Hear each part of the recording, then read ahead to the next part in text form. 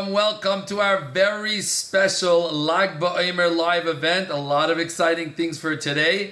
First of all, it's so heartwarming to see, as we keep mentioning, I know you heard it so many times, but I just can't stop saying it, that far apart but so close together. I've never seen Yidden work so together in my life.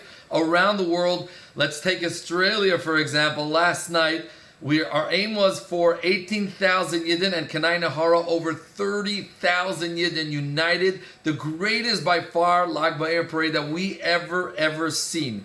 It is so heartwarming, and that's what Lag BaOmer is all about. Avos Yisrael, forgetting about what the attitude of Rabbi Akiva's Talmidim were, and we are correcting that. When us Shluchim, we were preparing, I'm saying the Australian Shluchim around across Australia, we said 18, of course, 18 was that special number. Today is the 18th day of Iyar at 18 o'clock for 18 minutes, and the goal is 18,000 Yidden. And someone said, you know what, let's try to aim, even though our goal is 18,000 Yidden, let's try to aim for 24,000 Yidden. Let's correct what the Talmidei of Rabbi Akiva just forgot. And we did just that. Over 24,000 Talmidim, Yidden, together of all walks of life. Different shapes and colors and sizes, with the yarmulke, and not yet with the yarmulke, not everyone, but together we united in the most beautiful, beautiful way. That is Rashbi, because Rashbi reveals the secrets of the Torah. Let's go for a moment over to Miron. This is not this year, but just to see the beautiful achdus that it brings out. It is just so incredible. And so join me for one moment. I'm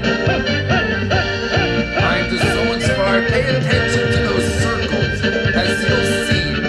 Every type of Yid dancing with all different color yarmulkes, and perhaps some of them not even wearing one, and just, every type of dress, just dancing in that beautiful circle. Because this is what Rashbi taught us. Rashbi taught us the secrets of the Torah. And when you learn the secrets of the Torah, and you learn Chassidus, you start realizing that it's not the outside that counts, it's really the inside that counts. Because every Jew, yes, we look very different on the outside sometimes, but inside, we are all the same. We are actually all exactly the same. We have one neshama with one Father. So if we're annoyed, right, one hand would never slap the other hand if we were annoyed at it. If I by mistake, I'm trying to cut something and I cut my hand, I don't say, wow, that was bad, right hand. We're all one body. How could we even go without another brother? The entire Sefer Torah, there are thousands of letters, hundreds of thousands of letters in the Sefer Torah. What happens if one tiny letter is missing? A little yud. What happens if actually a little piece of the hay is missing? The whole Torah doesn't count. We need every single yid. Before we begin, so I need to remind you, we're going to play a little bit of one of the most favorite parts of Lag BaOmer, of course, is the Lag BaOmer parade. I just want to take this moment, if you haven't done so, very important, the majority of today's show is actually a cooking club introducing we're going to restart Chabad Youth clubs online that you could join a couple of times a week. Today is actually also our first. So if you do not know yet, if you didn't get the advertisement for some strange reason, you can go now to chabadyouth.org/virtual and make sure you get those ingredients. So we'll play two special things. And if you haven't done so yet, make sure you try to grab all those ingredients, because that's today's majority of the show, a special cooking club in honor of Lag BaOmer. I also wanted to say two things. Lag BaOmer is a day of miracles. We've seen the greatest miracles ever. And the special miracles that usually happen, we're going to speak at the end of a very special miracle that happened at Miron, actually. But generally today of brachas, I want everyone to have in mind all of the people that need refuah shleimas and every type of bracha, shidduchim, or just a happy life and money that all those need. And especially today is a day for brachas for babies. And I want to dedicate today's virtual Lag BaOmer parade in honor of two couples amongst all couples of Klal Yisrael. And please, Hashem, I beg you, and I beg everyone to beg Hashem for these two couples, as well as any couple you might know, and every year that needs help. So we're going to dedicate the parade to Ella Bas Tirza and her husband Chaim David Ben Yocheved, and Moshe Aaron Ben Chana and his wife Mushka. We'll get the name in a moment. So we'll play as we'll say Tehillim right after this special clip of this Lag BaOmer parade, followed by a special show, and then we'll get to the main program. Now, of course, Lag BaOmer was so special because it was especially for children. As we mentioned on the Sunday Shir, that because it's a day of students, it's all about the students of Rabbi Akiva. And of course, Rabbi himself was a student. This is the day of students because I like always say, children get it. And us children in Tzivos Hashem, that's who, I shouldn't say us because now already I'm adult, but when the Rebbe said, we need to make sure Mashiach comes now, we need to make sure that we need a group of soldiers that really get it. He turned to the children, and Lag BaOmer was the most fascinating thing, where all children united and marched like an army that once in a while they parade and show, this is our strength, toilet, tefillin, staka. So without further ado, please join me for a few minutes in a very special parade.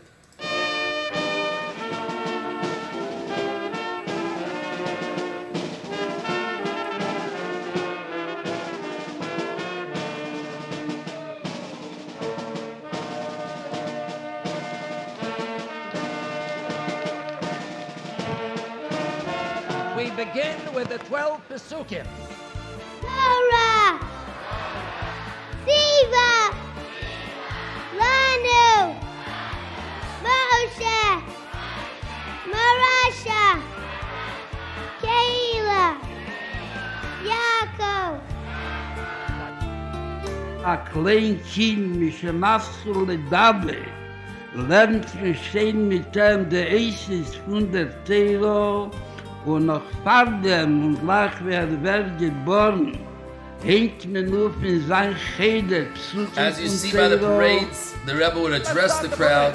Then, of course, they got to say the 12 Psukim, and then a beautiful parade. Here you see the policemen saluting the Rebbe, the Rebbe saluting back. And like every army, marching with their marching band, parading and being so proud that we're Yidden. Not afraid to wear our tzniistic clothing, our yarmulkes, our tzitzis, and just looking like a beautiful soldier in Hashem's army.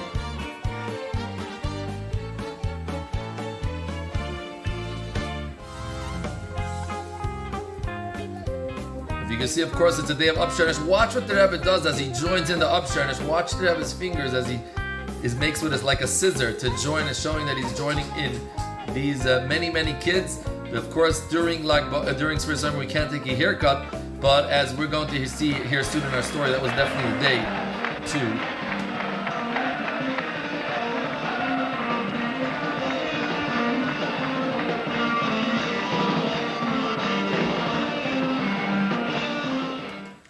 All right, and our next part is a very special, as promised, a fire show. So we, in honor of, actually, it was a high school program last night, that we got a very special fire show from one of our shluchim.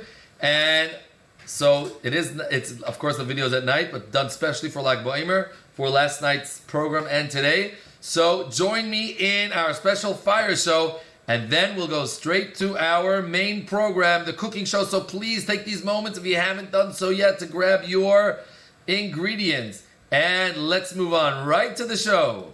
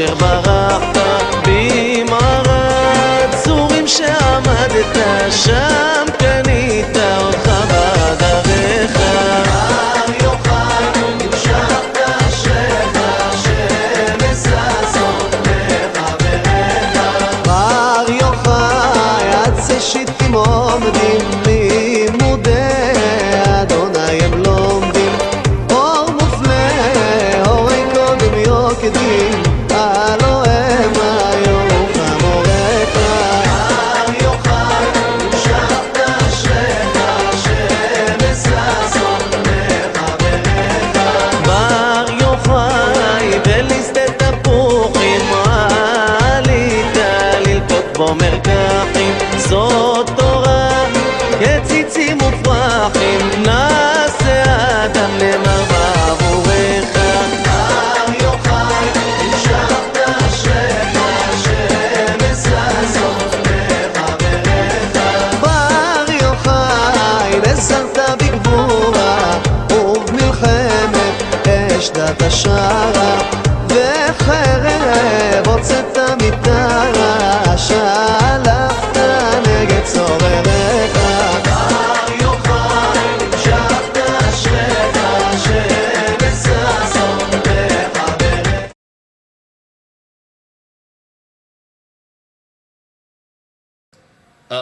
Thank you, Menachem and Suri, for a wonderful show. And please don't try it at home. Keep very, very fire safe. Menachem is a professional and a great shliach. Without further ado, let's go straight into our program. Hello everyone, and welcome to our first of our Chabad Youth virtual clubs. We're very excited to launch them. We're going to be having 2 a week, and we'll see how that goes. Give us your feedback so we know what you like doing, what clubs you enjoy, how often you'd like them running, what days That was work just a for bit you. of a Purim shtick. This week we are launching with our mini chefs, which today is going to be making a food art. And on Thursday at 4:30, we're going to be having an exciting science club with Miri Lipska. And we are very lucky that today our first club is coinciding with Lag BaOmer. And I hope that everyone had a very special Lag BaOmer. And one of the things that we do on Lag BaOmer is we light bonfires. Now I know that every year people go to public bonfires and get to experience it, get to roast their marshmallows. This year, I'm not sure how many people will actually get to experience a bonfire. Some of you might have made one last night in your garden, but if you did, or for those that didn't, don't worry, because today we are going to be making bonfire cookies. So I have made one example. It's a bit hard to see, but I hope you'll be able to see it in the screen. So this is our bonfire cookie. It's probably better if you see it in real life. So the elements that we're going to be making is, first of all, we're going to be making our cookie that's at the bottom. The next layer is going to be our ground. Then we're going to put on our dirt. Then we have the inside, which is a bit hard to see, that's the fire. We have our logs on top of the fire, and here we have our stones that are around the fire. Oh, and one stone fell off. So you guys are gonna have the experience of making this in your homes. Okay, so the first thing we do when we start cooking or baking is wash our hands with soap. What we're going to do instead today, I mean, you can wash your hands with soap and you should be washing them very often, but what we're going to do today is actually wear gloves, because some of the elements of our cooking can actually dye our fingers. So you can go without gloves if you don't mind dyed fingers, if you want to have some red or yellow or orange fingers, but if you don't want to have that, then you should put the gloves on. Okay, so let's get the gloves on. While we're putting our gloves on, quickly, we want to speak about why do we have bonfires on Lag BaOmer. So I hope that a lot of you have already learned a lot about Lag BaOmer, considering it's nearing the end of Lag BaOmer. And one of the things that happen on Lag BaOmer is the Rashbi. Rabbi Shimon Bar Yochai passed away. And Rabbi Shimon Bar Yochai was a beautiful, amazing man who taught Kabbalah and brought so much light into this world. And to commemorate him and all the light and the beauty and the Torah and the Kabbalah and the Zohar that he brought into this world, we light a bonfire, which is our source of light. And obviously it's not just about lighting a bonfire, it's about then taking that light and bringing it into our lives. So either you might have a bonfire, or you might just roast some marshmallows, or just eat some marshmallows, whatever you want to do, but we will have our bonfire biscuits. So the first thing that I'm going to do is turn on my oven, because we can have our oven warming up, so when we're ready to put the cookie in the oven, we're ready to go. So everyone should go to their ovens. They might need to ask their mothers to help them, and we're going to put our oven to 180 degrees.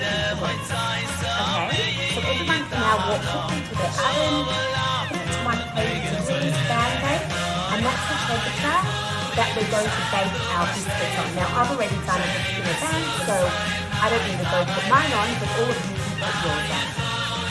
And now we're ready to bake the cookies. Now there are lots of cookie recipes. I was researching many, and there are some delicious ones like sugar cookies.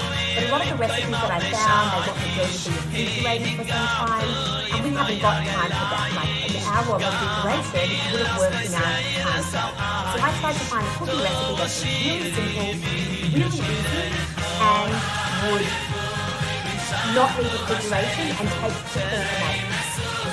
So I looked at the Spicy Spirit cookbook, which is one of my all-time favorites, and they've got a basic cookie recipe, which is perfect.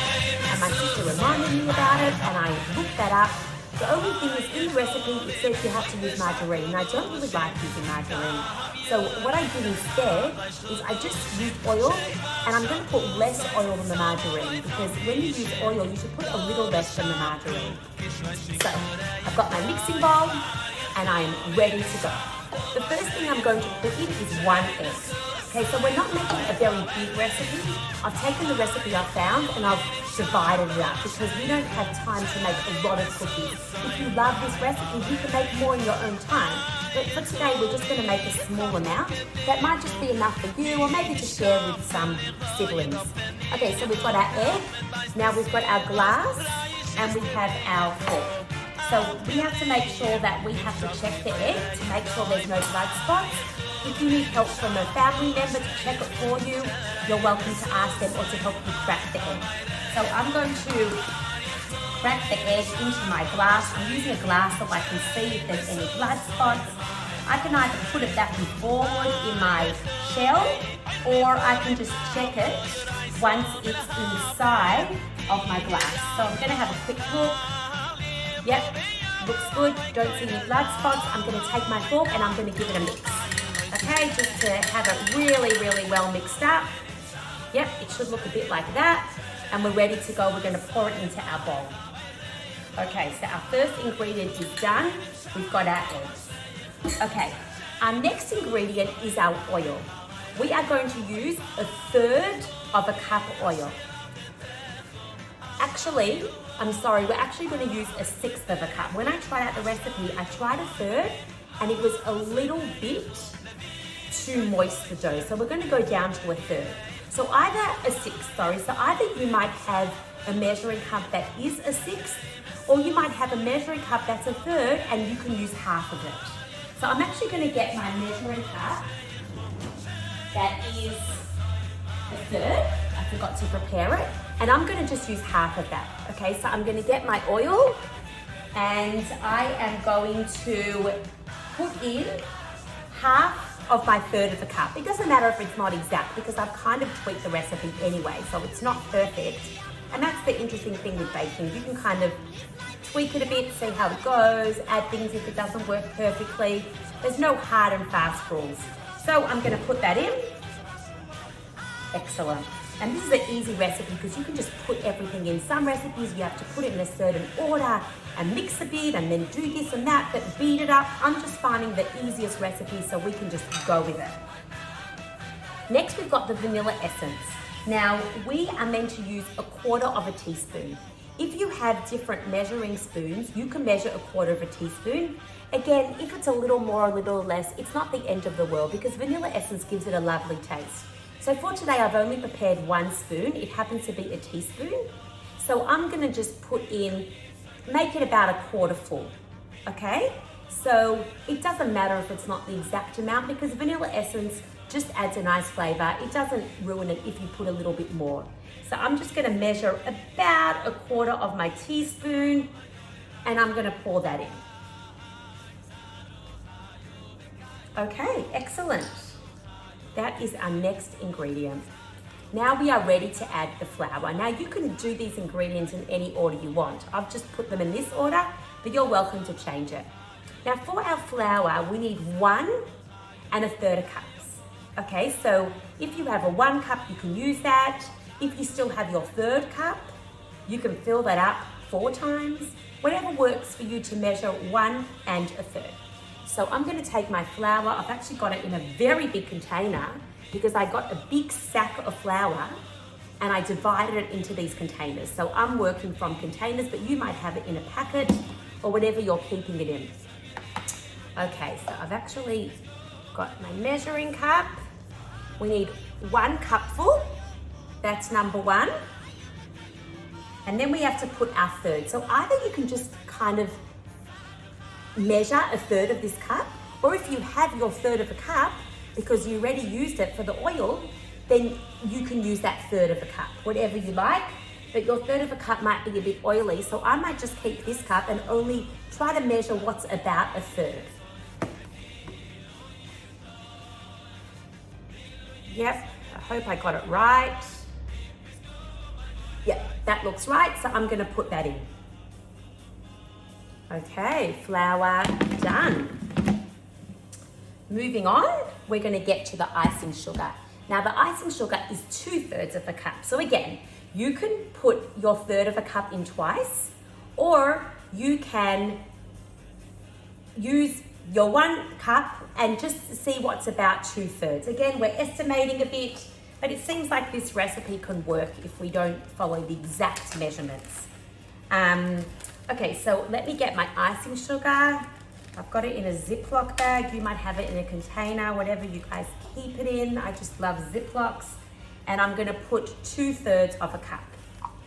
Measuring out. Icing sugar's a bit messy, so don't worry if it spills a bit everywhere.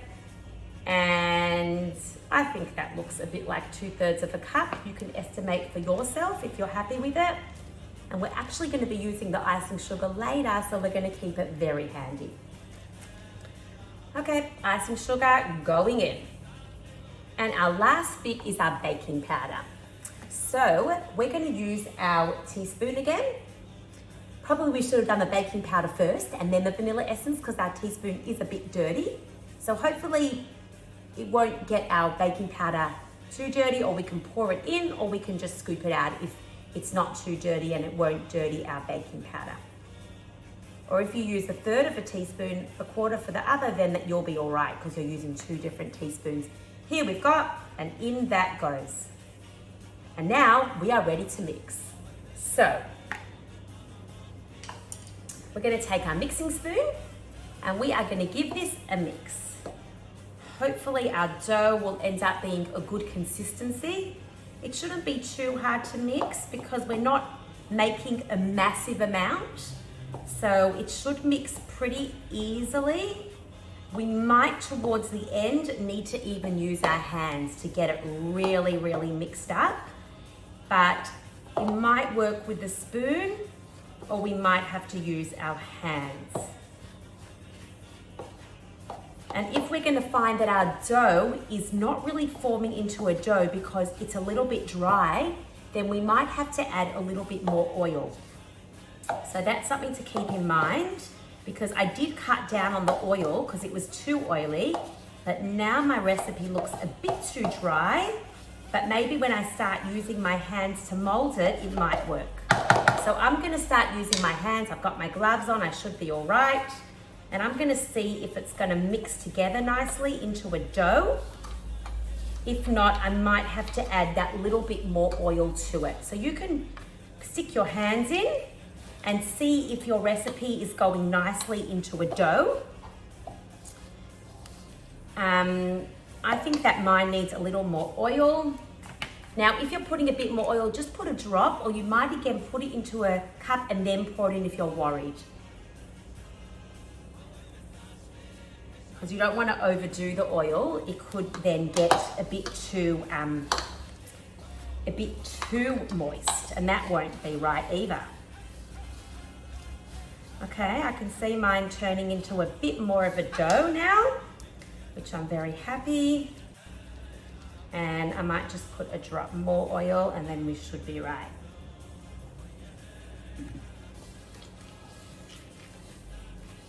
Okay, so now we've got a bit of a dough here.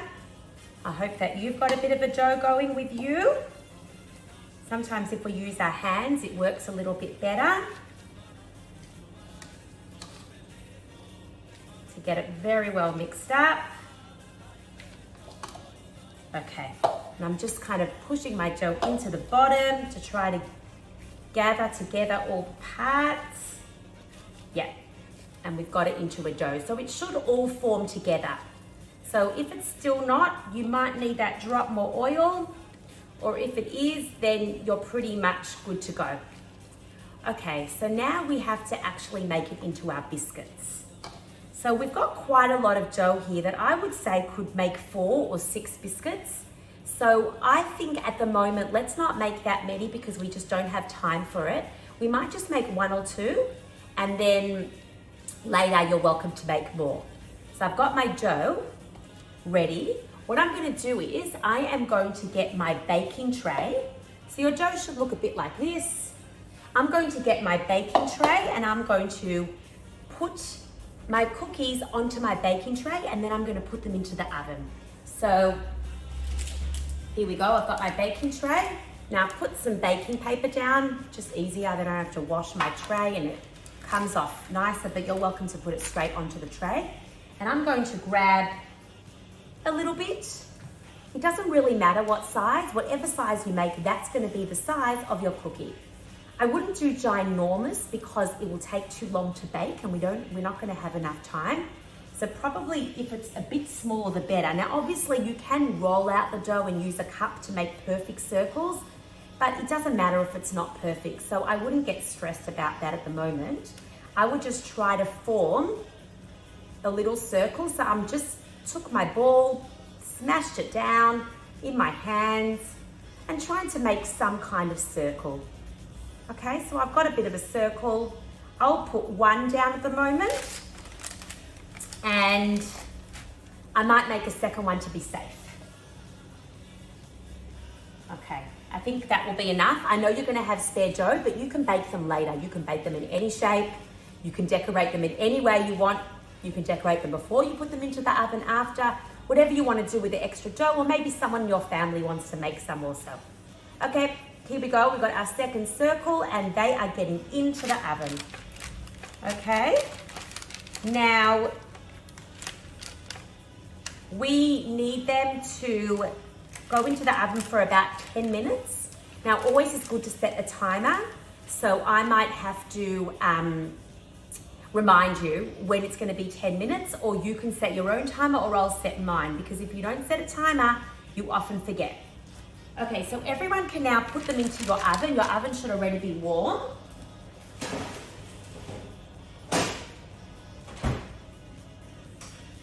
Now, it might be ready sooner than 10 minutes, so I might set my timer to 8 minutes to be safe.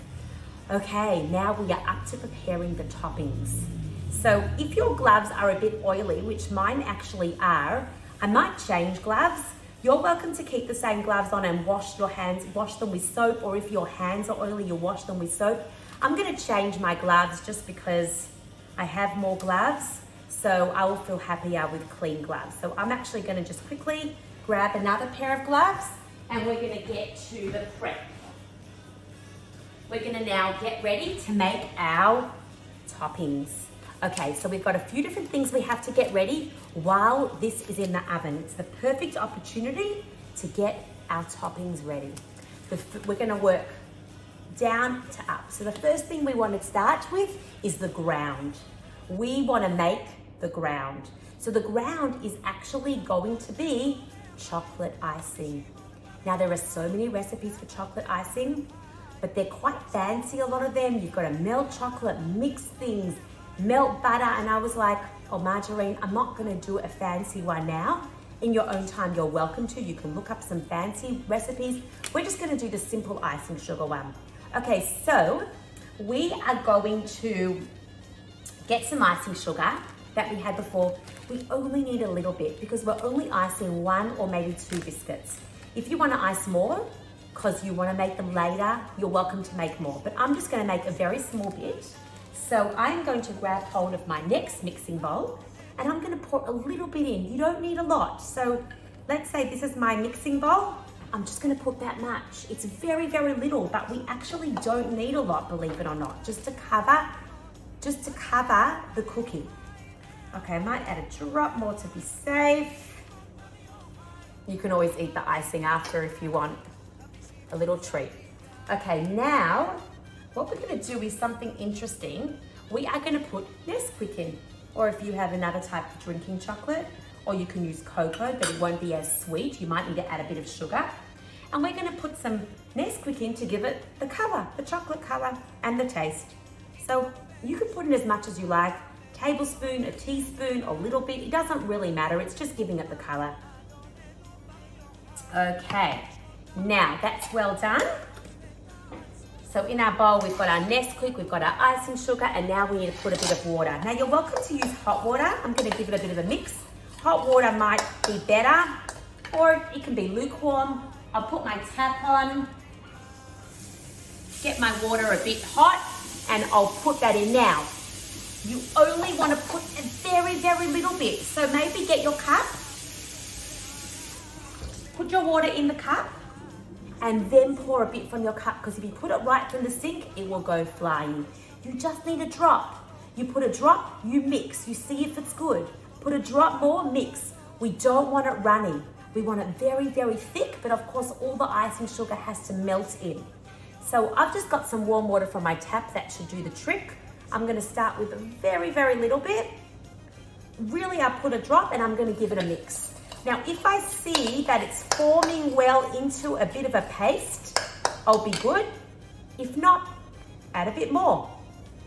Each time, just add a drop. Don't overdo it, because all of a sudden, your icing will be liquidy, and it happens very quickly. Before you know it, it gets liquidy, and then you have to add more icing sugar, and it just becomes a never-ending cycle of adding lots of icing sugar, which has happened to me a lot of times.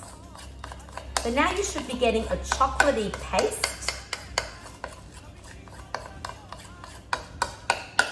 Okay. Should be very thick, because we don't want it runny. And mine got a drop runny. I don't know if you can see. So I'm actually, can you see how it's running a bit? So I'm gonna put a little bit more of icing sugar. I made the mistake of putting a bit too much, but it's hard to get that exact amount. So I'm adding a little bit of icing sugar, because if it's too runny, it will go flying off the biscuit and it won't stick well. Yep, this is perfect. So mine looks very chocolatey, it's thick, looks delicious. Okay, so it just should look like this. Sorry, my spoon's in the way. Just a bit of that chocolatey. Okay, I'm gonna put that to the side. Now the next thing I'm gonna make is my dirt. So we are gonna get our cookies. We are using today Oreo cookies. Now we're gonna use a type that have both sides. If you don't have this type, it's fine, don't worry about it. But they're the type that I've got, and we're gonna use one side for one activity and one side for the other. So we've gotta separate these in half. Now, it might be that the cream has stuck to one side. We're actually gonna have to remove the cream. So you're gonna have to just use your hands and try to get that cream off. It might come off easily or it might not. So I'm just trying to peel off the cream. I've got a bit left there, but that's all right. At the moment, we're gonna use the chocolatey side. We're gonna use the vanilla side later, so keep those handy. And I'm just peeling off my cream on each one, because I don't know why, but for mine, the cream is stuck to the chocolate side. Yours might stick to the other side, you never know. Okay, I've got my cream off. There's still a bit of cream left, but I think that's fine. Okay, so I've got my 4 chocolate cookies. What am I going to do? I am going to be crumbling them. Now, there's lots of different ways you can crumble them. You can just crumble them with your hands. You can maybe get something to mash them. I'm going to use a Ziploc bag and just try to smash them in a Ziploc bag. So I've got my Ziploc bag. To make it a bit easier, I might already crumble them a little bit into a few pieces, maybe like 4 pieces, break them up, and then put them into the Ziploc bag. Okay, so I'm just breaking them up and I'm putting them into my Ziploc bag. And this is going to be our dirt, our delicious flavored dirt. Imagine if all the dirt tastes so good. So I've got them in my bag now and I'm just going to crumble them. It's great because I'm crumbling them inside the bag. It's all staying in and I'm getting my dirt. So it works out really well. You can smash them down on your bench. You can use your spoon to smash them a bit. Whatever you want to use to get them smashed, because we need them to be in little tiny pieces that it almost looks like crumbs or dirt. Now, dirt is quite fine. We don't have to get it as fine as dirt always is. It can be a bit bitsy, but we don't want big pieces. That's definitely not something we'll want. So I'm feeling around. Okay, now it's been 8 minutes. So I hear my timing gone off. Lucky I put my timer on because I got distracted. I'm gonna have a quick look and see how my cookies are looking.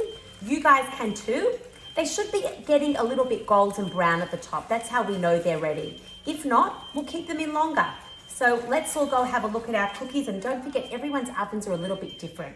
Some people's are faster, some people's are slower. I'm gonna have a quick look. Everyone go have a look at their oven. They might need their mum to help them pull it out because it might be hot. Use oven mitts. And looking at my cookies, they look nice, but I think they need a bit longer. So I'm going to put them back in.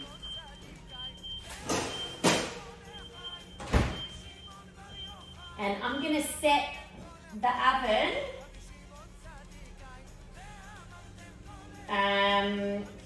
another 5 minutes. Let's do another 5 minutes and let's see how that goes. I'm just thinking maybe we should put the oven a bit higher to get it to go faster.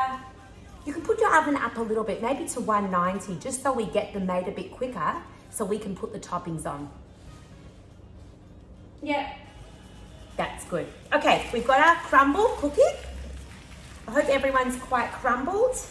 Open the Ziploc bag and you can pour it into your bowl. Looks great. That's my dirt. I hope your dirt looks the same. I've got some big bits I'm noticing, so I might just crush them a little bit more with my hands, or I can leave them big. Or I can just use the ones that are very small and not use the big ones. That's another option. I can just, when I'm putting it on, I just won't use the big bits. Or some people like to have their dirt a bit with some big kind of rocks part of it. That's fine. That's how dirt often is. Okay, now our next step is making our fire. So you might have, we're going to use coconut. Now I've said to use disposable bowls because they might get dyed and we don't want to dye our real bowls. If you don't mind dyeing your real bowls, you can use real bowls. I'm going to use plastic because I don't want to dye my bowls. So here are the bowls. I'm using 3. And we are going to be making the fire out of coconut. Now, you can get different types of coconut. In a way, this recipe looks even better if your coconut is very thickly shredded. Mine is called desiccated, so it's a bit smaller pieces, but it's what I had in my house, so I'm using it. If you have the one that is more shredded, it might even work a bit better, but it doesn't matter. Now, I'm putting a very little bit into each bowl. You don't need a lot. So literally, just do a tiny little pouring. I might have even done too much. You can't really see because it's camouflage. A very, very little bit into each bowl. And I'm pouring a bit into all 3 bowls, but a very, very little bit, okay? Now I need to dye my coconut. I want to dye 1 red, 1 orange, and 1 yellow. because fire is made up of different colors. So I'm going to get my food dye. Now, obviously, most people have red or yellow food dye. So that's easy. We'll put some red into one, some yellow into the other. How are we going to make orange? We're going to put a bit of red and a bit of yellow. We get our orange. Now, you don't have to put a lot. You put a little bit and you mix it up and see if it's good. If it's not good, you'll add more. But if you put too much, it's going to get very gluggy and it certainly won't work because we want the little pieces to be separate. We don't want it to be mushy. So you need to just try to put a tiny drop and see if it's enough. I'm going to start with my yellow. I'm going to try pour a very little bit. Now, some people might have the type of food coloring that is this type, which is kind of better because it drops out and then you can see how many drops to put in. So I'm going to get my plastic fork. Again, I don't want to use my real ones because I'm using food dye, but you're welcome to. And I'm just going to keep mixing it. Now you keep mixing it until you get all the coconut bits yellow. So it takes a bit of time to get it. You don't want to see any white. If you need more food coloring, you can put a drop more in. If you've got enough, that's good. You probably don't need very much because it's not much coconut. And we just keep mixing until it all looks white. So it all looks yellow, sorry. So I've got my yellow now. My coconut looks pretty yellow. And now I'm going to work on my red. So I'm going to do my red. Again, I'm going to put a very, very little bit. Don't put a lot. You really need only a little bit of it. And if you put too much, it just will be too gluggy. And that's something we want to avoid. So now I'm mixing my red. Now, because my fork had a bit of yellow still on it, I can see bits of yellow coming into mine, but that's all right because anyway, we want a mix of all the colors. So it doesn't matter if I already have a bit of yellow in my red because we're going to be mixing all the colors together anyway at the end to make a fire.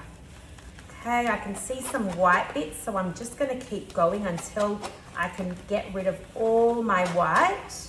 I mean, look, it doesn't matter if there's a bit of white there, but obviously the fire will be more bright if we don't have white there. So just keep mixing and yep, we've got our red. So now we have our red and our yellow and we're up to our orange. I'm just going to check my oven because my timing's going off. Everyone check their ovens. I think we might just pull them out because we need them to cool down a bit. So let's just pull them out regardless of what they're looking like. And they probably are pretty much done.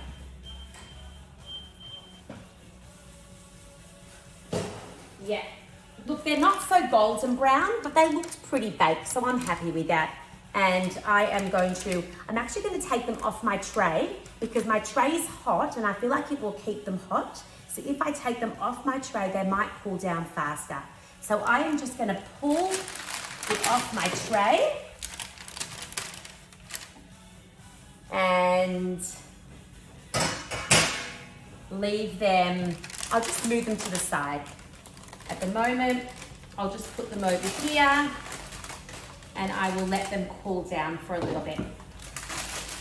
Because when you want to put icing on and it's not cool, then it's not great because the icing will melt. But we'll see how we go. Okay, so now I need to do my orange. So for my orange, I am going to put a little bit of red, a little bit of yellow. Very tiny drop of each because we don't want to overdo it. So I might just put one little drop of yellow and then I'm going to put one little drop of red. I might have put a bit too much red, so I'm going to put a little more yellow. Now obviously depending on what shade orange you want, you can make it a lighter orange, a darker orange, because orange, you know, there's lots of different shades of orange. Now, as I'm mixing mine, I see that it's actually going quite red because I think red is the stronger color in the combination.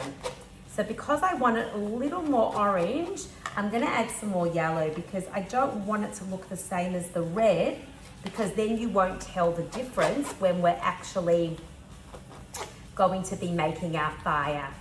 So, it still looks a bit too red. I'm gonna add some more yellow. This red is very strong. That's better. That's more of an orange, but it's still a very bright orange. I'll try one more time with my yellow, but that just might be it. It might be that the red is a very, very bright red. You might have slightly different food coloring at your house, so then it might work better. I should have put a lot less red. Okay, that's all right. So we have our yellow, our orange, which is a bit of a reddy orange, but that's fine. And then our red. Our three colors. We're gonna put those to the side. And I think we are ready to decorate. Oh, our last thing that we're gonna do, sorry. We have these. We are gonna break them up into little pieces which are going to become our stones for around the bonfire. So when I made mine, I just broke them into any pieces. It doesn't matter if they're not exact. And I kind of did triangles or little squares. So I would just, you don't have to be exact with that. So just take a cookie, maybe break it into just maybe each cookie, just kind of just get little pieces going. It doesn't have to be exact, and you can just leave them down on your bench. So I'll have 1, 2, 3, 4, 5, 6. Maybe each one should be into 6. And you might need to break a second cookie up also, just into 6 pieces. And they're gonna be our stones for around the fire. And I think you only have to use 2 biscuits. So I've got my little pile here of cookies. I can put them into this bowl. I happen to have a spare bowl and everyone can see them. Excellent. Okay, let's get going. So I'm going to get my cookie to start with. Here's my cookie. I hope it's cooled down enough, but we're gonna have to just move on anyway. So I'm gonna put it down on my bench top. And I am going to start by, got a bit of a mess here, but that's all right. We'll clean up later. Okay, let's start with our food coloring. Our black, dark, ground chocolate icing. Spoon it and put it on top.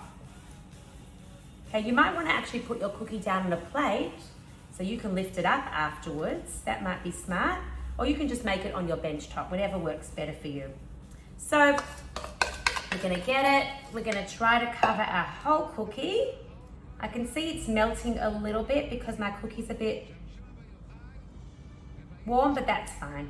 That's totally fine. Okay, that's covered. Has everyone managed to cover theirs? Obviously, it doesn't have to cover every single part of it. It just should be, you know, covered as much as we can do. Okay, next we are going to put on our dirt. So get your dirt, and we are just gonna, you can use a spoon or you can even just use your hands, and we're gonna sprinkle it on. Again, you might just decide to do some parts of it. You might want to cover the whole cookie. Whatever works for you, you can use your fingers to move it around to cover the whole thing. Yep, you might even have some spare mixture, but that's okay because you might want to decorate another one. Okay, so we've got, that's it. I've got my cookie and I have got the dirt on top. Next, we're gonna build our fire. Now, you could get the coconut and actually put it into the oven to crisp it up a bit, but we just don't have time for that now, but that's something you could do if you wanted to crisp it up once you've colored it, and then it might, you know, be a bit crisper and more separate, but you don't need to do that. Now, what I'm gonna do is I'm just gonna get my different colors and pile them up into the fire. So I might start with red, and I'm just gonna get a bit in my hand. You can use a spoon, and I'm gonna put it in the center of my cookie. And then I might take some orange and put some orange on top. And then I might take some yellow and put some yellow on top. So I have a fire that is a mix of orange, red, and yellow. If I want to put more on, I can put more red. depending what color fire you like. Some people like a very red fire, some people like a very orange fire. It doesn't really matter. Whatever works for you. So now, trying to lift it up, we've got our fire. And now, our next step is we are going to put our logs around the fire. So let's get our little pieces. Let's put them round. Okay, so just slowly putting them round. I would put them upside down because I don't want to see that pattern of the Oreo cookie, but that's fine. You can do whatever side you feel happier with. And I'm just going to put around my rocks, around my bonfire. If you don't have enough rocks, you're welcome to break open another cookie. I think the 2 cookies should do it well, the 2 Oreo cookies. We've got some bigger rocks and smaller ones, a bit of a mosaic. And now we've got our rocks around. Okay, now we are up to the last part, which is the trickiest part. We need to grab our pretzel sticks. Now you might have long ones or short ones, depending which ones you've got. My ones are quite long, so I'm actually gonna break them in half. Because mine are a bit long, I'm gonna break them both in half. And now I've got slightly shorter sticks. So what we're gonna do is, we're gonna try balance the sticks. It is a bit of a hard one, they might fall. We're gonna have 4 of them. And we're gonna try balance them, 2 like this and 2 the other way like that. So in the end, it's going to look a bit like this. 4 sticks balanced into each other. They don't always stay so well, so it doesn't matter if they fall. It's a bit of a balancing act. So we're gonna get 2 and we're gonna put them opposite each other. You might wanna put up the side that you didn't break. So then I'm gonna put that in. Try to get them balancing. It is a bit tricky. I don't know if you can see them. It's a bit hard to see. And then I'm going to do my next 2. And that actually balanced quite well. And I will just bring my phone a bit closer that you can actually see that, sorry, 1 second. No, that's not working. You can actually see it a bit closer. If you can see my bonfire, and I hope yours looks similar. Enjoy, have a good Lag BaOmer, and hopefully we'll see you on Thursday at our next club. Bye. Thank you very, very much, Dina Khan. What a beautiful, fun activity. We have a couple of last surprises. First of all, a very special competition. Thank you for all the boys and girls and families that got involved in our special We Will Not Sleep. Of course, we're going to have our Lag BaOmer parade by hook or by crook, and many of you at home made the most beautiful posters, and even more than posters as we're about to see. But as mentioned, I do want to say special kapitel. And the power of Rashbi, by the way, we know that Rashbi's power was so tremendous because, like I said, when you have Pnimius HaTorah, the whole neshama shines, the world shines, everything turns out to be perfect. You all know the story of Choyni HaMa'agel. Choyni HaMa'agel that made the circle, that's why it was called Ma'agel, the one that made the circle, and he had to beg Hashem so hard for rain. And he said, Hashem, he was such a special tzaddik. And he had the power, he said, Hashem, and that we could learn from him. I'm not leaving my circle until you bring rain, your Yidden need rain. And first, it was little drops, and he said, Hashem, I don't mean drops, and then the whole massive storm, too much to bear. And Hashem said, I'm not talking about that until it was perfect. And that's the power of tefillah. But when you have Pnimius HaTorah, do you know what happened when they came to Rashbi? We're in a similar situation. He didn't have to beg, he didn't have to daven, didn't have to protest. He went out and he said a maimer. He started saying Torah on the words Hine Matoiv Umanoim Shevas Achim Gam Yachad. How beautiful it is when brothers and sisters and Yidden are together. This is also referring to Yidden and also referring to a Yid and Hashem. Because the truth is, when you dig a little deeper, you realize that we're all a piece of Hashem and we're all together. I was actually lucky that in the year 1990 was one of the most incredible Lag BaOmer parades, and the Rebbe actually gave a coin. It's its own story. I won't have time for it now. But each of us got a silver coin minted within 3 days only. It's a crazy story how they got it done. But one side, of course, 770, where the parade was. The other side, and around it, I doubt you could see it, but it actually says, maybe you could see it a little bit. And the other side, a bonfire, and it says the Hilula of Rabbi. And this is quite incredible. And again, that's its own story, how they minted coins in 3 days, which usually takes a few months. But let's say this kapitel, and I want you to all have in mind, like the power of Panimi Satoyer, the power of Ashbi, the power of Abbas Yisrael. We're thinking about it every single other year. And beg Hashem for the refuah shalem of Klal Yisrael, and cure to the entire world. And especially those that need brachas with children, with money, with gesund, with shidduchim, with health, and especially, like I said, it's a Yom Tov of children. So I want to dedicate today's parade to two special couples, as mentioned before, Chaim David, Harav Chaim David ben Yechevet and his wife Moras Ella Bas Tirza, and Reb Moshe Aaron ben Chana and his wife Moras Mushka Bas Nechamadina. This year, way before next Lag BaOmer, they should have a healthy, beautiful baby, a ben zachor, a ben whatever it is, a healthy baby, and the schus of Reb Shimon Bar Yochai. So it's actually a very short. It's only 3 psukim in this kapitel, the kapitel of Hine Matliv Umanoim. And please join me with all kavanah.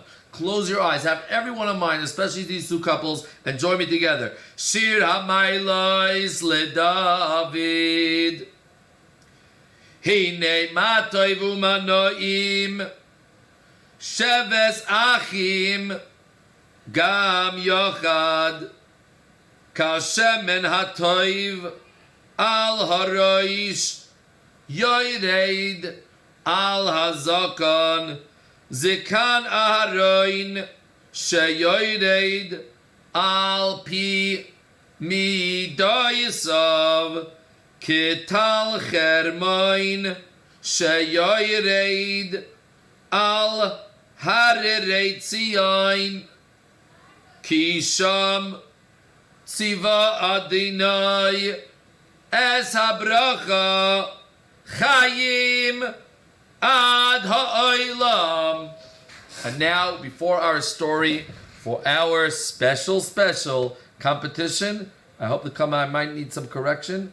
So I hope it is in the right format. Let's see what happens.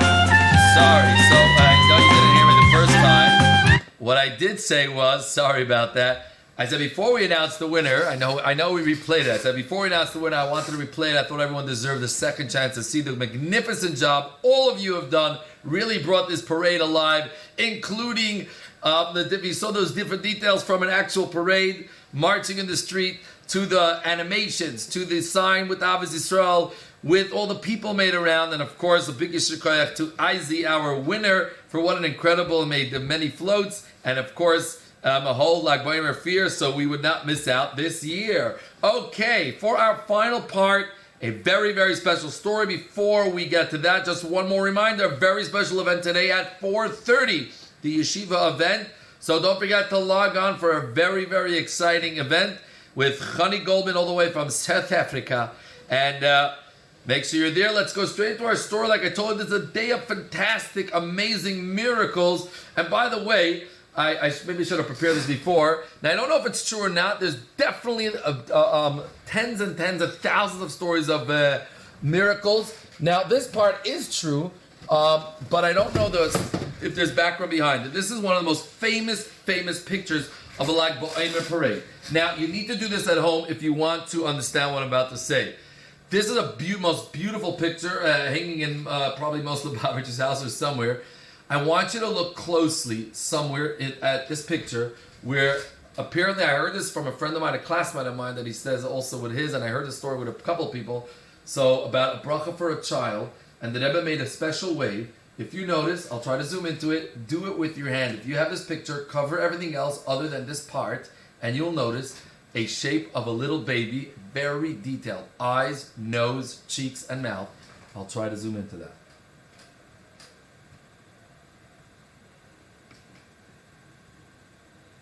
If you can see on the Rebbe's hand, it's incredible, and I don't, like I said, I'm just telling you, this is what it is, so Adarabe, let it be Zoiche. And now back to one of our most special stories.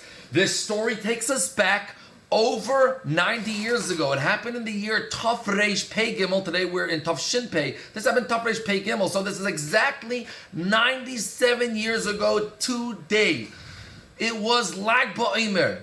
And of course this is even before, way before the Holocaust actually. This is, of course, like we said, in year 1917. And many Yidden, even way before, many Yidden lived in Eretz Yisrael. In fact, like the first, so to speak, Aliyah from Galus was actually the Alter Rebbe sent many Chassidim up, continuing with the Mittel Rebbe and the Tzemach Tzedek. That's why the Rabbeim actually own homes in Hebron. They're actually called Beis Schneerson, and the Tzemach Tzedek still has a koil, the Tzemach Tzedek koil, literally owned by the Rabbeim. And many hundreds and thousands of Yidden lived in Yerushalayim and Hebron. And of course, like every year, there was a tradition to go up to Miran. This year would be a little bit harder because this year, of course, it was on an Erev Shabbos. There were no cars really, and people had to make the long trip from either, if they were lucky enough to actually live in Miran, or Tzfas to do that long walk, or as far as Yerushalayim, which would take, I know it's a few hour bus ride, so imagining maybe even more than a day. This is again the beating sun. This is in Eretz Yisrael already. The summer is slowly beginning, and the Yidden make their way up the mountains and down the mountains till they could see from afar, finally, the mountains of Miran. They climbed the mountain with great excitement. No Yid wanted to ever miss this special event. And finally, you could imagine the simcha of every type of Jew. Sephardi, Ashkenazi, Hasidish and not Hasidish, every type of Yid, very from or not yet from. Everyone came to the Heilige Kever of Rabbi Shimon Bar Yochai. Of course, there was tremendous dancing, and Yidden would dance as we witnessed in the beginning of this rally. Yidden dancing together in one circle in all walks of life. Of course, being surrounded by the heavy guard of the English Empire, who then ruled over Eretz Yisrael. But nothing disturbed the Yidden, and nothing would stop a Yid from this holy day. The highlight, of course, always was families bringing their children and do what they call in Eretz Yisrael a chalake, or you might know as an upshernish. And all the Jewish children that had a birthday from Pesach until Lag BaOmer that could not get an upshernish yet. It was such a schus to bring their children. Let's focus on one lady that also brought her child. And she promised when the child was born, she promised Reb Shimon Bar Yochai. She made a neder that when my boy turns 3, I will come to your kever and I will do a chalake and upshernish. It was now already the next morning. They started Thursday night, like Bomer was a Friday. Some people had to go home. Some people davened literally when it became light, only about 5:30 in the morning, the Vesikin minyan. Many stayed on a little longer, and then, of course, took their last dance because it was time to go home for many. And slowly, the full packed miron by the kever of the Heilig Ketana, Reb Shimon Bar Yochai and his son, Reb Elazar ben Reb Shimon. Slowly, many Yidden left. However, people from Yerushalayim that had the long journeys, some of them left, but actually the majority stayed. They would stay on for Shabbos. How could they rip themselves away from the Heilig Ketana? Even though it meant them spending Shabbos there, they had to spend the entire Lag BaOmer with Reb Shimon Bar Yochai. All was well, or so it seemed. Shabbos began. You could hear the singing in the different areas, the little houses around, and everything was beautiful. Everyone wanted to sleep that night in such a great spirit of Lag BaOmer. The next morning, they davened. The singing could be heard while the first earlier minyan were just finishing davening, while the next minyan was starting. And finally, after the last singing of Musaf, everyone sat down for a beautiful meal. But all of a sudden, crying a terrible, terrible cry, a terrible scream. A mother was wailing and screaming, "Help! Help!" And she's crying and crying. And everyone was nearby jumped back as they saw this poor mother, the very mother that we mentioned before, holding a 3-year-old baby limp, just flat. He is slumped, he's not moving a limb. And she puts him on the floor. "Sorry, doctor! Help!" Frantically, they try to call some of the local doctors in Iran from the English soldiers. And the doctors came in and they checked without feeling any pulse and no breathing. "Ah!" The English soldiers screamed out, "That's it! This boy is dead, and we don't know what disease this is! An instant quarantine!" Suddenly, to everyone's shock, there was an instant quarantine. Whoever was within the area was locked in, and everyone that was outside was locked out. You could imagine the terrible cries and screaming of mothers being separated. If a mother was inside and her son was still outside, they were separated. Great pandemonium and chaos. And of course, this was all overshadowed by the wailing mother bending over her dead child. It was a Shabbos, as many said and reported the story, they would never forget. Crying Tehillim, suddenly the Lag BaOmer spirit disappeared. Suddenly, the Shabbos spirit disappeared. And everyone just waited. But all of a sudden, people's mouths dropped as they saw the mother walk over to her dead baby, her dead 3-year-old, pick him up. She walks with a straight back, everyone in awe, stepping out of her way as she heads towards the kever of Rabbi Shimon Bar Yochai. Inside, everyone quickly runs out, and quickly the kever empties. She is standing now face to face at the tzion of Rabbi Shimon Bar Yochai. She looks up, And people could hear her outside in bitter tears. Who could hold themselves back? Hearing such a mother's tears as they too burst out crying. And she said, Hatana HaKadosh, hey Likatana, it is in your schuz that I brought my child here. It is in your schuz I made a neder 3 years ago. I'd bring my baby to you to have an upshernish. And look what has happened. Look, the spirit of Lag Bomer has been destroyed. The spirit of Shabbos has been destroyed. And I feel like I have been destroyed. Hey Likatana, I've heard all the stories about you throughout the Gemara. I know that Hashem is with you. And when a tzaddik is a bracha, Hashem responds. The screaming and tears of this lady was frightening. It felt like it could break the very stones of the building. And she suddenly got up and she said, hey Like tzaddik, the holy tzaddik Reb Shimon, I'm putting my son in front of you. I'm begging you with my tears. Don't shame me. Don't embarrass me. Don't make me go home without my baby. Please, I want back a healthy child. And with that, she left her child with Reb Shimon Bar Yochai laying on the floor of the caver and marched out. Everyone, they locked the shul and the area, and everyone stayed away.